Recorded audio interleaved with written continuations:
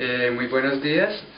Hoy les vamos a exponer sobre la glucólisis y mi grupo está conformado por Nini Cruz, por Stephanie Chiquiza, por Jesús Soto, Mauricio Nova y quien les habla Johan Moreno. Entonces básicamente vamos a comenzar con qué es el metabolismo. Entonces el metabolismo es el conjunto de reacciones con las que los seres vivos adquieren y producen energía para sus diferentes funciones. En el metabolismo encontramos 4 funciones específicas, que son obtener energía química, convertir las moléculas en nutrientes, sintetizar las macromoléculas y degradarlas para funciones celulares. Estos se pueden considerar en 3 fases fundamentales: la degradación de macromoléculas en unidades constitutivas, degradación en unidades moléculas más simples en PIR o en acetilcoactil, y como tercera fase, oxidación de esas unidades en el ciclo del ácido de Krebs. Entonces ya comenzamos acá con la glucólisis.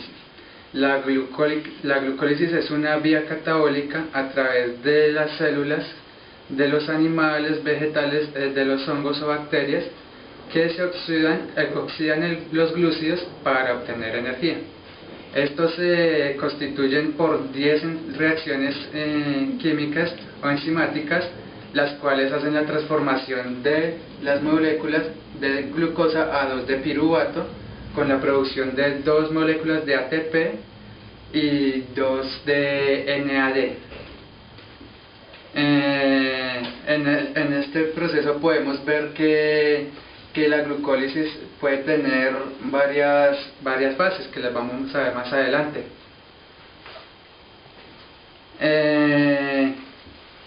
Esta sirve en su función principal para preparar la glucosa y los demás carbohidratos para su posterior oxidación.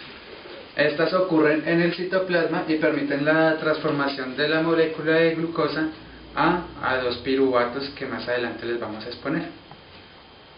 Las 10 enzimas que producen esta reacción son la hexoquinasa, fosfoglucomerasa, fosfofructoquinasa, fructosa, triosa, gliceraldehído, fosfogliceratoquinasa, fosfogliceratomatasa, enolasa y piruvatoquinasa.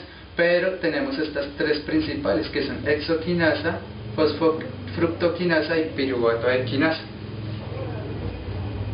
Acá, como pueden observar, está la glucosa en su proceso de hexoquinasa, que es de glucosa pasa a fructosa. Esta también es la fosfofructoquinasa, que es en su enlace 1,6 y consta de un fósforo. Y también podemos ver el piruvatoquinasa, quien es los que nos genera ATP. En estas podemos observar que se pueden presentar en condiciones aeróbicas, anaeróbicas y en molécula de glucosa. En condiciones aeróbicas, el piruvato se transforma en acetil-CoA, que se oxida a través de los ciclos ácidos como el tricarboxílicos, y después se hace la fosforilación. En condiciones aeróbicas tienen lugar a la fermentación, que es la transformación del piruvato hasta moléculas de grado de media oxidación. Y en moléculas de glucosa, la glucólisis convierte en dos piruvatos en un proceso de energía libre, que también puede ser de reserva. En la glucólisis se pueden establecer 2 fases. La primera fase es la activación de la hexosa, y que es con gasto de energía como ATP. La primera fase es endergónica, porque se consumen 2 moléculas de ATP y consta de una transformación de una hexosa en 2 triosas, y entonces esto lo vamos a explicar ahorita más adelante. La segunda fase es la obtención de energía La segunda fase es la obtención de energía, que se conserva como ATP. La glucólisis ocurre en reacciones enzimáticas donde cada enzima cataliza la reacción o de paso específico. En esto vamos a ver más adelante las reacciones como para su proceso de oxidación.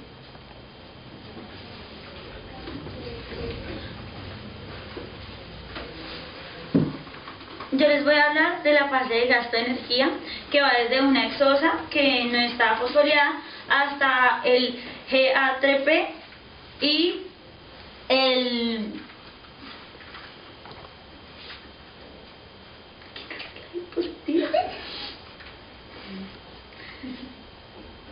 Sí.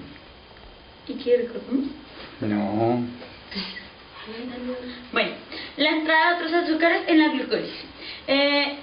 Cuando sucede esto es porque hay diferentes clases de azúcares que, bueno, van a entrar a la célula y permiten que se dé la glucólisis. Estos serían la fructosa, que parte de ser, puede ser el azúcar de las frutas. También es la galactosa, que es la hidrólisis de azúcares de la leche.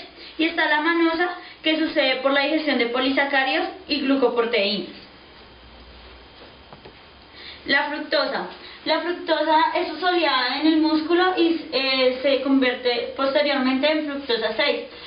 Luego de esto pasa a ser aldehído 3-fosfato, que se incorpora a la ruta que sigue la glucólisis.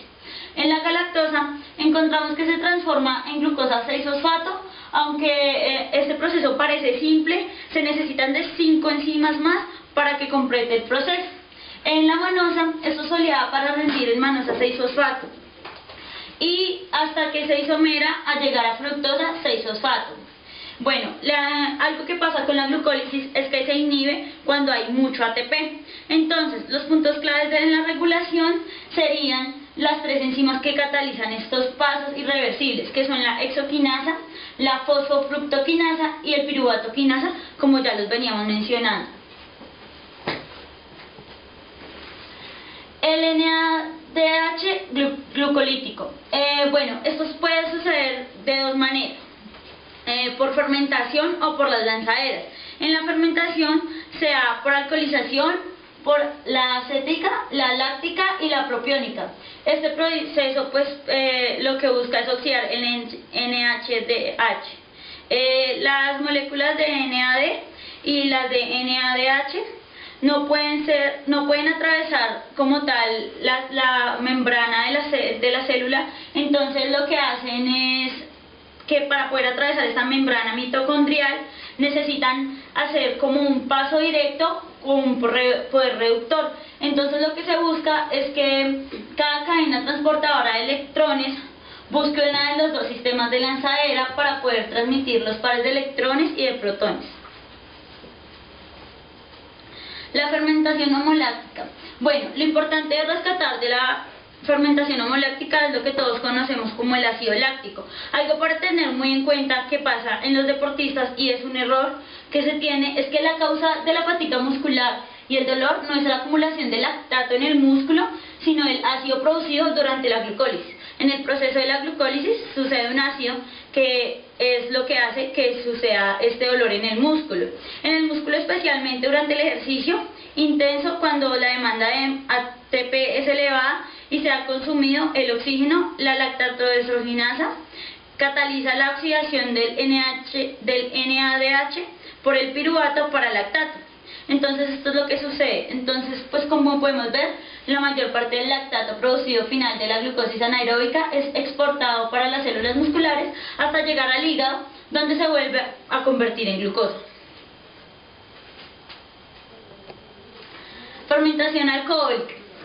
En la levadura, el NAD se regenera en condiciones anaeróbicas mediante un proceso de gran importancia para la humanidad, que es la conversión del piruvato a etanol y de dióxido de carbono. El etanol es un componente, como ya todos lo conocemos, en vino, y el dióxido de carbono es producido en la panificación para que el pan suba. La transferencia del NADH al acetaldehído está favorecida por un cofactor que estabiliza la carga negativa de intermediario en este proceso. Las lanzaderas, estas pueden ser de dos tipos: el glicerol 1,3P, que permite la transferencia de pares de protones y electrones directamente hasta cadenas transportadoras de electrones, y la lanzadera de malato esparto, que permite la transferencia de pares de protones y electrones, pares de átomos de hidrógeno, hasta la matriz mitocondrial. ¿En qué se diferencia? Pues que la lanzadera malato, como ya lo dije, se dirige hasta la matriz mitocondrial. En la ruta glucolítica se encuentran en la primera etapa y forman el ATP, forman parte del ATP cuando lo extraen de algunas moléculas. En la segunda ruta existen dos puntos de regulación en la entrada y otros dos en la ruta, en los cuales sirven para la reacción de limitantes de velocidad glucolítica. El rendimiento energético en la glucólisis. Ya como lo vamos a ver cuando mis compañeros les sigan exponiendo sobre las 10 reacciones que hay enzimáticas, pues nos podemos dar cuenta que en las células fermentativas, a partir del uso de lactosa, se generan 2 ATP por cada triosa, dado que ocurren 2 fosforilaciones a nivel del sustrato, como a partir de una exosa, y 2 triosas que se producen en ATP. Y pues en resumen, eso es lo que sucede en las células fermentativas. En resumen, podemos decir que en las células aerobias se generan 4 ATP por fosforilación a nivel del sustrato y 4 ATP de lanzadera, que esto se daría igual al sumar a 8 ATP de exosa. ¿Cómo se consumen 2 ATP para producir la fructosa 1,6P? En el balance neto son 6 ATP exosa.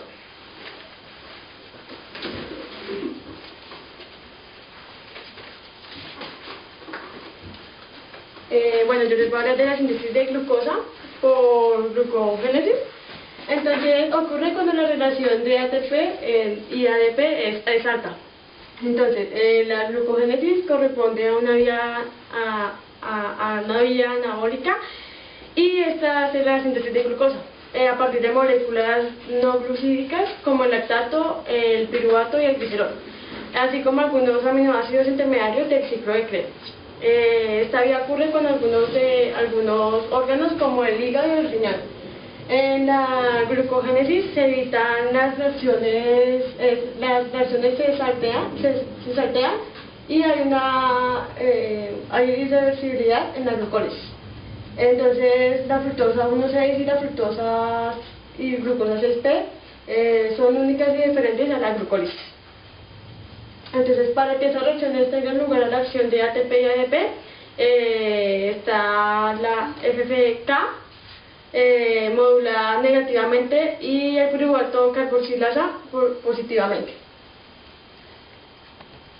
La glucogénesis o síntesis de glucosa, entonces es una ruta metabólica de síntesis de glucosa a partir de metabolismos precursores. Que no son hidratos de carbono, como el glicerol, el piruvato y la glucosa. Entonces, cuando es necesaria, pues el organismo humano consume unos 160 gramos de glucosa al día, de lo cual el cerebro se lleva 120 gramos. El SNS genera el cerebro, los eritrocitos y la médula del riñón y el intestino necesitan de esta para sobrevivir, fundamentalmente. ¿Cuánta glucosa hay en el organismo? Del glucógeno hepático y la MS musculoesquelético se pueden sacar unos 190 a 200 gramos de glucosa. Los fluidos corporales se encuentran de 15 a 20 gramos de glucosa, de los cuales podemos decir que la glucosa que sale suelta en estos fluidos y el glucógeno sirven para más de un día, y tenemos en cuenta que esto sirve para que el ayuno prolongadamente es debido y el ejercicio intenso o en situaciones que consumamos glucosa sea necesario para sintetizarla y quemarla. ¿Quién efectúa la síntesis de glucosa o la gluconeogénesis? Está casi limitada al hígado y a la corteza renal, que el hígado tiene un 90% y la corteza renal un 10%. Entonces, las aportaciones de la glucosa a la corteza renal cobran vital importancia en ayunos prolongados o cuando el hígado está dañado. En condiciones normales, el hígado es el que produce glucosa. Entonces, la glucosa se sintetiza a partir de pirúvico láctico intermediarios del ciclo de Krebs. Los aminoácidos, casi 20, producen glucosa, de los que son más importantes la amilasa, la glutamina y la alanina y el glicerol. Entonces su degradación es más deseable en ayunos, ya que su ampliación es más alta para su almacén. Entonces, la glucogénesis a través del piruvato pues se encuentra más que todo en el citosol, y el citosol necesita una aportación de la mitocondria, pues la cual hace que haya reacciones reversibles para que estas reacciones sean catalizadas a sí mismas. Entonces hay 3 etapas de reacciones para la catalización de la glucogénesis y la glucólisis. La primera reacción es irreversible, que es la la enzima hexoquinasa.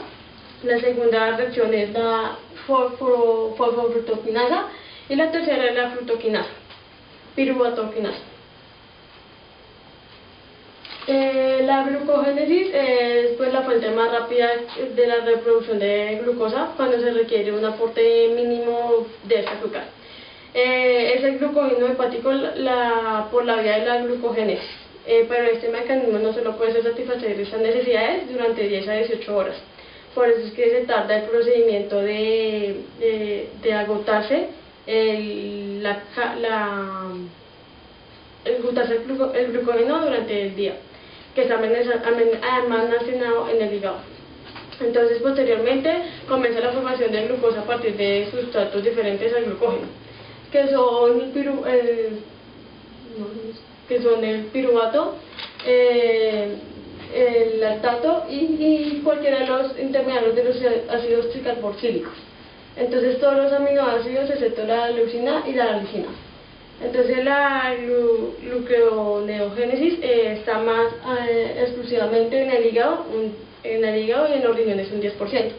Y eso permite que en los organismos superiores haya una glucosa más aproximada y tenga en los metabolismos difíciles como los ayunos. La gluconeogénesis a partir del piruvato es prácticamente reverso del esquema glucolítico. Sin embargo, la glucogénesis no es un proceso inverso de la glucólisis por una importante razón termodinámica. 3 reacciones de la glucólisis están muy desplazadas al equilibrio inverso. Entonces son la hexocinasa, que es la conversión de glucosa a glucosa 6P, la fosfofructoquinasa, la conversión de fructosa 1P a fructosa 1,6, y la piruvatocinasa, conversión de fosfonol a pirurato. Entonces en la glucónesis se ven 3 reacciones sustituidas por las reacciones que emiten la reversibilidad de reacciones mencionadas, como son la formación de fosfopenopiruvato, la formación de glucosa y la formación de fructosa.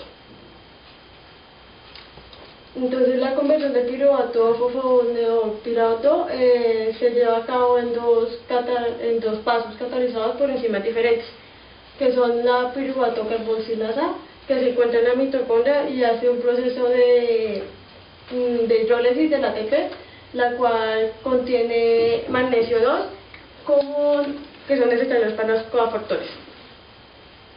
Los fosfoenopiruvato carboxiquinasa se encuentra en la mitocondria y en el citosol, y esto mantiene una conversión en la catalización del piruvato que requiere energía, para la cual está la hidrólisis de GTP.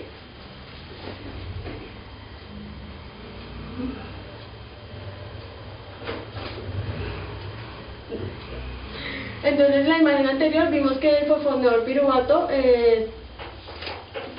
trata del ATP al ADP, lo cual hace una enzima biotina y una lisina, las enzimas biotina y lisina, lo cual hace una irreversibilidad para formar las enzimas del piruvato y el oxaloacetonado.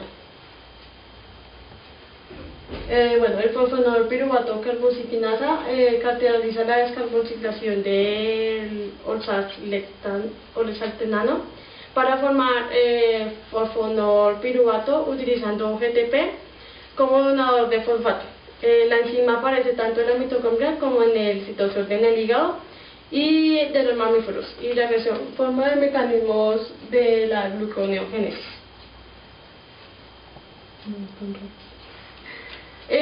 La conversión de la fructosa 1,6 a disulfato en fructosa, entonces esencialmente es irreversible, de modo que la conversión de fructosa 1,6 a disulfato fructosa 6 fosfato es seguir una vía alterna. La reacción que tiene lugar es un paso consiste en la hidrolítica y hace que sea catalizadora en la fructosa y en la disfosfatasa. La enzima con múltiples unidades requiere la presencia de magnesio para su actividad y en algunos lugares de una globalidad, en la gluconeogénesis. Entonces la fructosa 6-fosfato formada por esta reacción experimenta una isomeración para participar en la glucólisis. En la conversión de la glucosa 6-fosfato en glucosa, la formación de glucosa 6-fosfato por la acción de hexocinasa de la glucosinasa. Es también una reacción esencialmente irreversible. Para dar lugar a la formación de glucosa a partir de glucosa 6-fosfato se utiliza una enzima específica que es la glucosa fosfatasa, que también requiere magnesio. Esta se debe a una derivación que produce una simple hidrólisis. Y la glucosa 6-fosfatasa se encuentra en el retículo endoplasmático del hígado, que lo que hace el hígado es producir glucosa para la glucogénesis y transportarla a los tejidos. Entonces el balance energético de la glucogénesis se ve aquí con un proceso reversible que es la otra imagen. Entonces se ve en el hígado que hace la ADP y la ATP para producir glucagón, y el piruvato y la quinasa hacen un método reversible para que pasen los tejidos glucolíticos y haya un proceso de piruvato y de ATP y ADP.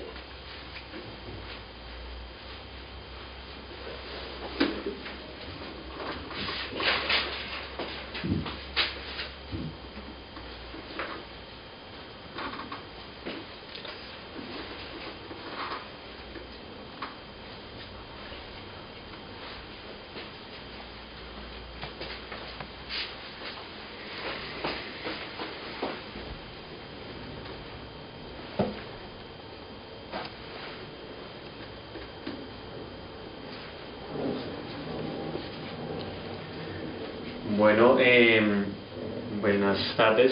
Yo les voy a hacer un breve repaso sobre lo que es la fase de gasto de energía, que va desde la lactosa no fosforilada hasta convertirse en una molécula de mayor energía.